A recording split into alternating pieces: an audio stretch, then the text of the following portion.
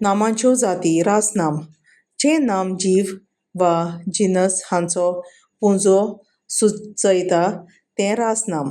देखीक फुलांचो तुरो, मुयांची राग, खेलगड्यांचो पंगड, मोतयांचो माल, सवण्यांचें बिरें, लोकांची गड्डी, भुरग्यांचें वर्ग, गायन मंडल, बोडयांचो बोरो, नाल्लांची माजर वा पेंडी, गोरवांचो हिंड आदी. थोडीं वाक्यां. म्हजे आवयन म्हाका केळ्यांचो घड दिलो. पाडेकारान सगले नाल्लाची पेंडी वा माजर उडयली. सवण्यांचें बिरें मळबांत उडटा. आईन बोडयांचो बरो बांदलो.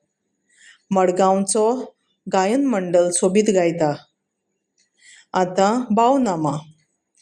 जें नाम जीव, जिनस वा सुवात हांचो गूण वा भावना उक्ती करता तें भावनाम. देखीक मोग, खोस, राग, भंय, देख, दुबाव, खोलाय, गोडसाण. थोडीं वाक्यां. आवय पुताचो मोग करता. चोराक चान्न्याचो दुबाव. म्हाका वागाची भंय दिसता.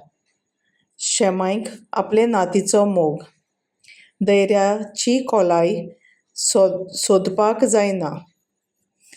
हीं थोडीं भावनामांचीं वाक्यां. Thank you. Like, share and subscribe.